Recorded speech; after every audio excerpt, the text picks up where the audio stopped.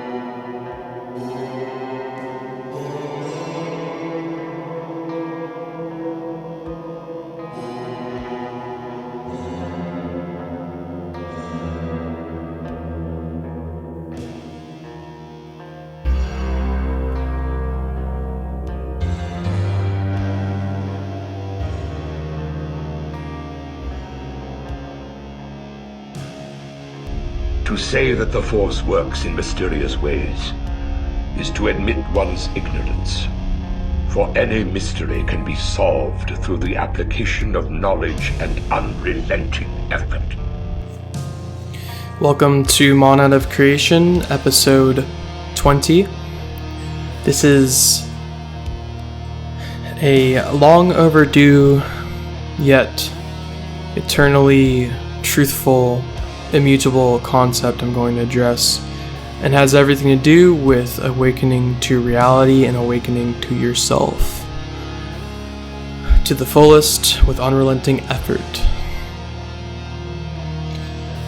Today's topic revolves around nihilism, specifically optimistic nihilism / angelic nihilism. Both terms portray the same encryption and meaning.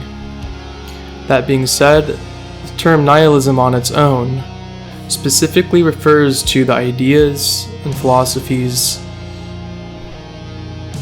that entail that life is meaningless, that life is hopeless, bleak, and therefore meaningless. There's no meaning, nothing matters. What that ideology, that philosophy, those thoughts, nihilism, typically facilitate in the imbalanced being, in the non-transcended being, someone who is not self-actualized, someone who might not have holistic intelligence imbued within themselves. Nihilism facilitates ignoring, it facilitates, in some cases, harm towards sentient life. It definitely facilitates not trying, choosing choices, making decisions that don't create evolution or abundance. So nihilism in and of itself is a statement, and it truly is neutral. It's nothing matters. Right? So once someone starts believing in nihilistic ideas, it then falls back upon themselves to work with that knowledge, those ideas, those views, those philosophies. So in doing so, throwing optimistic nihilism or angelic nihilism in front of the term nihilism implies a totally different philosophy in and of itself. Totally different. And that is what we'll be going over. So, what this podcast is about, and everyone who has listened in the past knows, it's about perception and self-actualization. Perception has to do with truth. Self-actualization, self-mastery has to do with your eternal self. However you want to describe that, your eternal self. There are many ways to talk about all of the topics I speak on here. And that being said, the concepts and ideas and topics we've talked about so far will lead someone down the path towards maybe feeling a little nihilistic about the world. And that is simply because this podcast's foundation, may I interject, reality's foundation is based in truth. All that is and all that ever has been, regardless of beings' perceptions, regardless of individual beings' ability or inability to be aware. So in the early episodes, we talked about awareness, all these types of things, sovereignty, perception, objective reality versus subjective reality. So once you've ingrained those things in your head, and really looked at the world, really done some research, you've really learned about things, or maybe even just started paying attention well, started concentrating well, March 4th, 2021, if you're on planet Earth and you're listening to this transmission, things for humanity in the aggregate as a whole are not looking too abundant or evolutionary. And if you're honest with yourself, and once you become totally honest with yourself and you unconditionally love things around you, beings around you, you unconditionally love all reality and yourself, you'll realize it's not very optimal. It's not optimal. It's not the nicest thing. The state of humanity as a whole, as an entire species, the entire planet is not evolving and abundantly choosing choices that facilitate freedom and evolution for the individuals in the collective of the human species. That also translates as there's no sovereign individualization in the aggregate based in unconditional love, which brings forth actual unity. That doesn't exist on this planet at all in the aggregate. Most beings want a savior, a crutch, a quick fix, something to make them blissfully happy, blissfully ignorantly happy. They want to ignore, they don't want to look at themselves in the mirror without some dogma enforcing or really justifying their ideas. And dogmas can look like anything. It's not just a frontal assault on religious dogma, i.e. the cultural religions that involve mommy daddy gods. This is also a full frontal assault on all illusion, and all dogmas are illusory. That being said, that is the worship of any set of ideas as the end all be all. The only way to do things This is the arbiter of truth, my set of ideas, this set of ideas. Anything outside of that is wrong and I need to attack it. That is antithetical to being a genuine being if you act that way. And at this point, for the sake of this episode, I'm not going to spend time deep diving that really, really vital topic in and of itself. Believe what you will.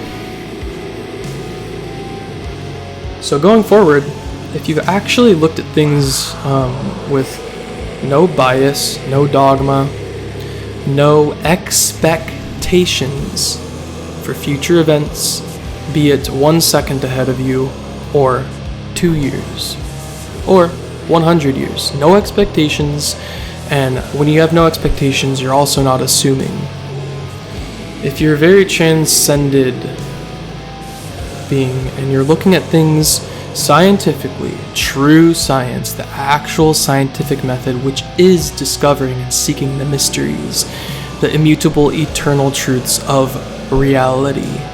Scientifically, you're not holding expectations, you're not judging, you don't have any erroneous ideas about anything. You're in a state of neutrality and accurate perception. And then whatever you're running under that, hopefully it's unconditional love and power and strength. If you're doing that,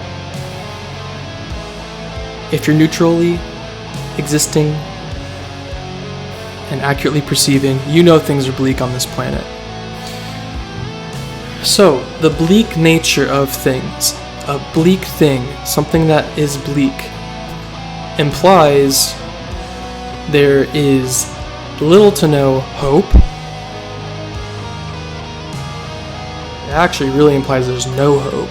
Bleak situations, hopeless situations. And the dynamic of hope means there's no way to know the future is going to be bright. There's no way to know the future is going to be abundant. There's no way to know the future is going to do this. So if there's no way in knowing, then what can you do? What can't you do? You cannot expect anything. You can't assume anything. Because you can't know. I don't know if humanity is going to awaken and just get along in 10 years, 20 years, 30 years, tomorrow. I don't know. I don't know if, less good, sure, I'll use the word good, less good things are going to happen. Or something actually very detrimental to the human species is going to happen. I have no way of telling. I do know a lot of detrimental things happen every day, but gargantuan, massive obliteration, I don't know. Gargantuan, massive abundance and evolution all of a sudden, I don't know. There's no way to tell. So I use the word I when I speak because I happen to be a human being right now. And that means I use what computes to other human beings. So I have no idea what's going to happen. So therefore I have no hope, because hope is based in knowing the future. And once you claim to know the future, once you claim to know what's going to happen, you're already extending your energy, you're extending your thoughts, which are energetic signatures. You're extending your thoughts into the future, making assumptions. You might think you know, you don't know. So even in a truly generative, beautiful reality system or planet, you still can't hope for anything. You should exist in the present moment awareness, right? So if you got present moment awareness on your side, you're not expecting, you're not assuming, and typically you're having pretty accurate awareness, so you're going to look at things objectively that are outside of you, and it's pretty bleak right now. Because the term bleak is not only there's no hope, but also things are not the best. They're not very nice, they're not pretty, they're ugly, messy, silly, ugly, all of it. Ugly, dark situations. The word dark is not a good word to use because dark things are also beautiful. Anyway, ugly, messy, disgusting situations that are also hopeless. That's a bleak situation. And, this is not to fixate on the external world, and we'll get into that in a minute. So reel you back in. This is not absolutely crushing transmission. So when things are bleak and you're perceiving things outside of you, you become sometimes a nihilist. And that might happen because the person, the being who's believing that nothing matters, they're holding that thought form that nothing matters because of the bleak situation, the disgusting, ugly, hopeless situation that the external reality is in. So the external, it's bleak, it's hopeless, right? Everything outside of me, everything, that I am also one with, but yes, outside of me. Humanity as a whole, my government, my country, my family unit, my friend group, my job, my whatever. Plug in anything that's bleak and hopeless, disgusting, ugly. Sometimes that leads people to believe that nothing matters. Like, how does this happen to me? How can this happen to me? How can this happen to anyone? How can the state of the world be the way it is if things truly mattered? If things truly mattered, wouldn't things be a little better? A little more evolutionary and abundant? A little nicer. I'm not even going to go all the way to unconditionally loving, just nicer. A little nicer, right? So, why is everything around me bleak? Maybe nothing matters. So, bleak situations typically facilitate nihilistic thoughts, and pure nihilism often is running in beings who, yes, they have really good awareness and they're aware of things that are going on and truths, but those are typically the external truths, right? So, I can make a note on my notes right now. The external's rotting, right? External is rotting, the internal is up to you. And so when you become a nihilist, truly, you're at least base level thinking nothing matters, right? Well, this is what I like to say often. Nothing matters, yet everything does. Nothing matters, nothing is important, yet everything does matter, everything is important. That is a paradox, because those two statements are completely polar opposite, hence the yet. Nothing matters, yet everything does. So what does that mean? Alright? That truly means, the things outside of you, when you cannot control the things outside of you in a healthy way, due to the external circumstances of any situation overriding your capability to make change, nothing matters, yet everything does. You have to let go sometimes, but that's not to say become lukewarm and just go with the flow, become just completely zen, completely one with the force in a human body and just not care about anything.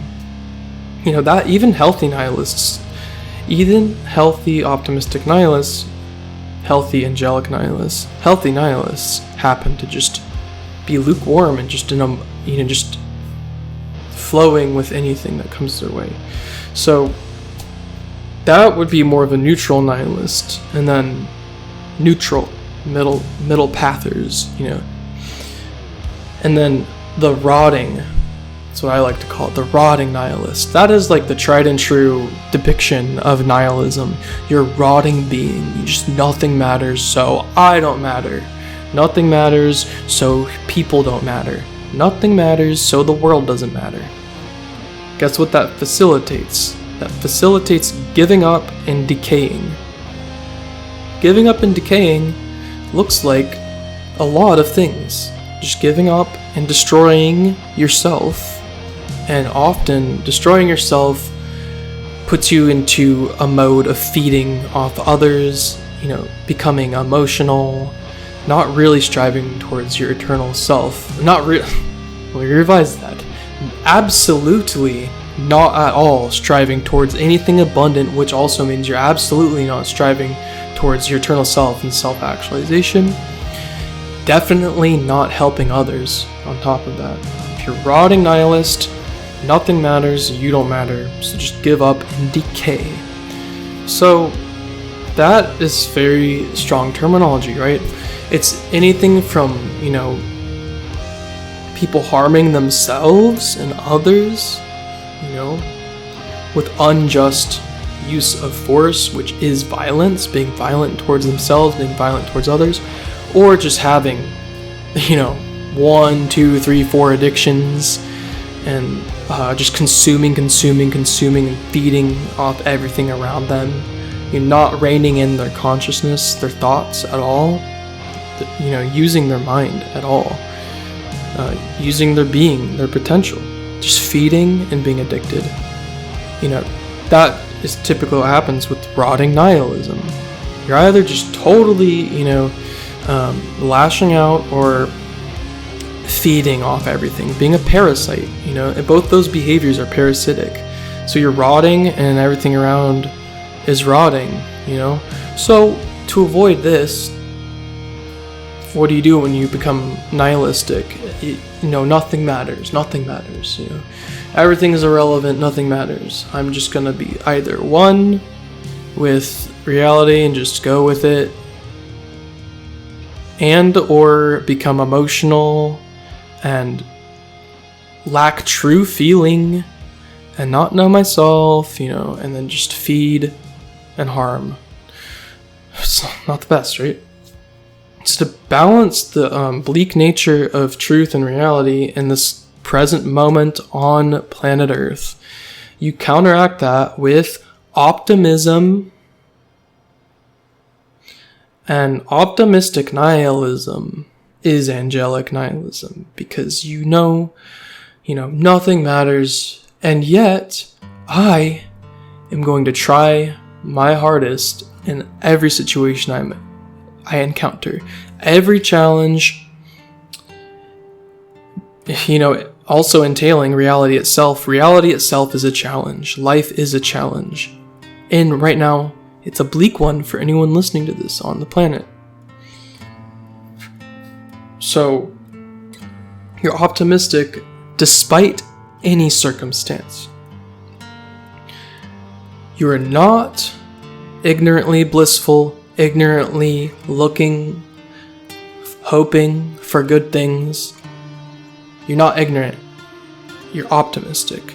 You calculate situations, with accurate perception, the true esoteric, philosophical, scientific method of discerning with strength and clarity the best, most optimal, most abundant choices you can make in any given situation. If the situation has, if the situation's most abundant choice is still not the best, well, it's the most abundant choice out of everything you're dealing with.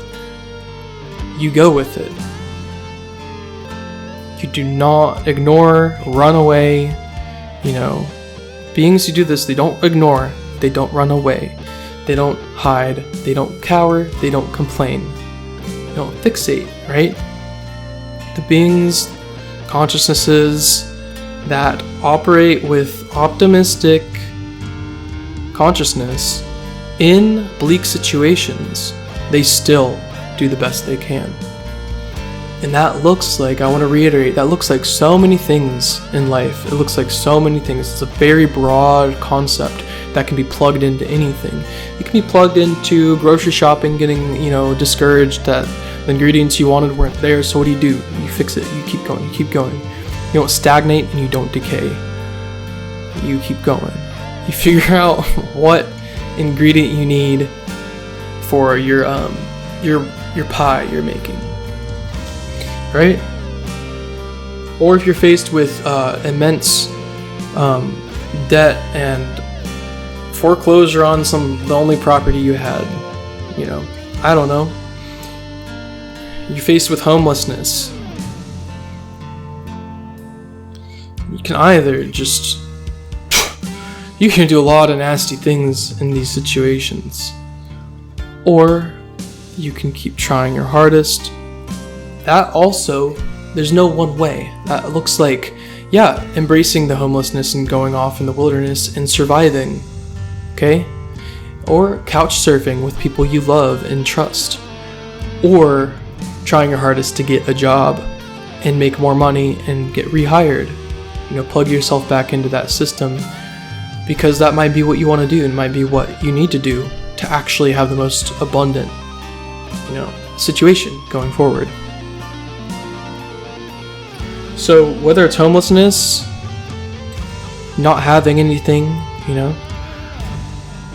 whether it's the store you're at lacking every ingredient you needed to make something, or it's the beings around you just feeding off your energy, feeding off your thoughts, your being, the totality of who you are. You're surrounded by narcissists, whether they know it or not. Sleeping narcissists or fully aware narcissists. Unconscious narcissists or totally conscious narcissists that knows what they're doing. What do? Do you give up and let them control you? Do you become a rotting nihilist? Oh, nothing matters, just gonna give up, be controlled forever? Or are you gonna be an angelic nihilist, optimistic nihilist? And do you know what? In saying this, there is no such thing as optimistic nihilism. Get that, 27 minutes into the episode. There is no such thing as optimistic nihilism. There is no such thing as angelic nihilism. It's just from a certain perspective, sure. Angelic, optimistic nihilism is proper behavior. You're functioning well. There's all these terms, it's just descriptors of evolutionary eternal behavior and principles. When things aren't working out, when things are just not good, surely not optimal, but really, really disgusting. You have choices to make. Are your choices, once you hit a certain level of awareness, what are you going to do in any situation? Whether it's a little more internal based regarding things and personal situations, or you're literally just letting the world around you and what's going on in your area or your planet, let's say, or your universal time matrix. You let anything outside of you destroy you, and you're fully aware of what's going on, and you let it destroy you, and you just destroy yourself. You're a rotting nihilist. You're letting the external and internal things destroy you. How do you fix that? That's honestly a story for another day. And I honestly, save that for talking to people personally, because you can offer some advice on that, and still you need to be there with the person talking to them, because someone who's a rotting nihilist, and they often don't have the tools to even perceive why someone would want to choose an abundant choice in a bleak, desolate, hopeless situation and a disgusting reality. Why even try? Why even try? Why even try? So I could even get into it.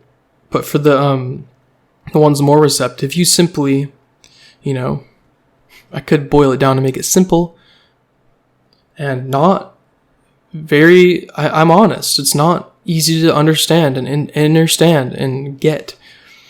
But this is what happens, you know. You really look yourself in the mirror, you look at what you are, the totality of it with perception. You're honest with yourself. You don't lie to yourself.